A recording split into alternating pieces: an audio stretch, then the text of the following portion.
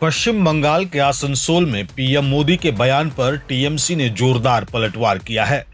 तृणमूल नेताओं ने मोदी के बंगाल को लूटने वाले आरोप को पूरी तरह निराधार बताते हुए कहा कि केंद्र सरकार ही राज्य के विकास में बाधा डाल रही है। उन्होंने आरोप लगाया कि बंगाल का बकाया फंड रोका जा रहा है, जिससे आम लोगों को नुकसान हो रहा है। साथ ही भाजपा पर बंगाल की भाषा और संस्कृति का अपमान करने का भी आरोप लगाया गया। टीएमसी नेताओं ने कहा कि जनता अब इस मुद्दों को समझ चुकी है और चुनाव में इसका जवाब देगी। वहीं पार्टी नेताओं ने प्रधानमंत्री के पुराने वादों जैसे रोजगार और आर्थिक मदद पर भी सवाल उठाए और कहा कि जनता अब नए वादों पर भरोसा नहीं करेगी। तृणमूल ने दावा किया कि आगामी चुनाव में बंगाल की जनता एक बार फिर भाजपा को करारा जवाब देगी।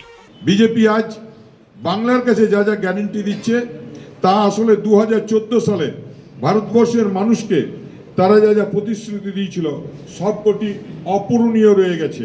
বাংলা এই গ্যারান্টি আগেও শুনেছে। 2014 সালে সেগুলোকে জুমলা বলা হতো। 2026 সালে এর একটা নতুন সারমর্ম হবে। প্রথম গ্যারান্টি, বিজেপি ভয়ের বদলে ভরসা আনবে।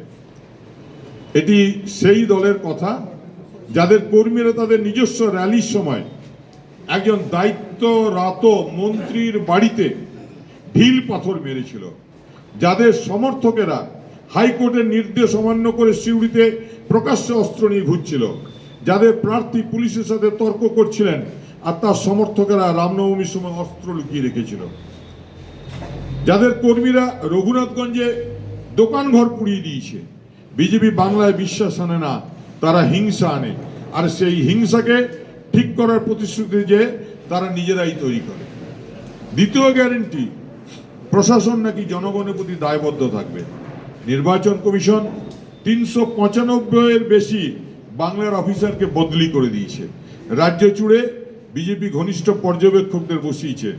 মাত্র 7 মিনিট বিরোধীদের একটি প্রতিনিধি দলকে বের করে দেওয়া হয়েছে। 91 লক্ষ ভোটারের নাম বাদ দিয়ে দেওয়া হয়েছে। মোদিজি নিজের 71 জন ক্যাবিনেট মন্ত্রীর মধ্যে 28 জনের বিরুদ্ধে ফৌজদারি মামলা আছে। শুভেন্দু অধিকারীর নামে 20টির বেশি এফআইআর থাকা সত্ত্বেও তিনি সম্পূর্ণ কেন্দ্রীয় সুরক্ষা পাচ্ছেন। এটাই বিজেপির প্রশাসনিক জবাবদিহিতা। এটি নিজের লোকদিকে রক্ষা করা আর বাকিদের বিচার করে। তৃতীয় গ্যারান্টি, প্রতিটি কেলেঙ্কারির ফাইল খোলা হবে।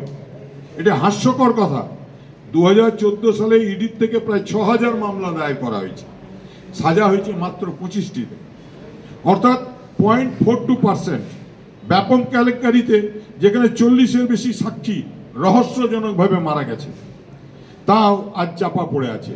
ইয়েদুরুপ্পা, মুম্বাইয়ের অধীনে কর্ণাটকের কোভিড যে দুর্নীতি আজও ছোঁয়া যায়নি। অসমের মুখ্যমন্ত্রী হেমন্ত বিশ্ব শর্মার বিরুদ্ধে দুর্নীতির পাহাড় প্রমাণ অভিযোগ থাকলেও তিনি কিন্তু বিজেপিতে যোগ দেওয়ার পর থেকে পরিষ্কার পরিচ্ছন্ন হয়ে উঠেছেন। ঠিক কোন কোন ফাইলগুলো পুনরায় খোলা হবে? শুধু বিরোধীদের? বিজেপির নিজেদের ফাইলগুলো কি বরাবরের মতোই বন্ধ থাকবে? চতুর্থ গ্যারান্টি দিয়েছেন, তৃণমূলের গুন্ডাদের আইনের মুখোমুখি হতে হবে। নাবালিকা সহ মহিলা কুস্তিগীরদের হেনস্থার দায়ে অভিযুক্ত বিজেপি সাংসদ ব্রিজভূষণ সিংকে আজও গ্রেপ্তার করা হয়নি।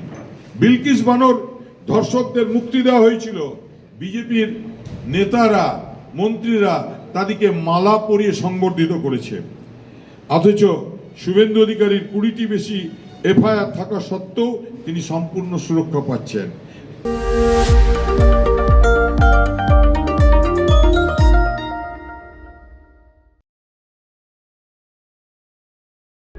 प्रभातखबर.com, विश्वास वही, रफ्तार नहीं।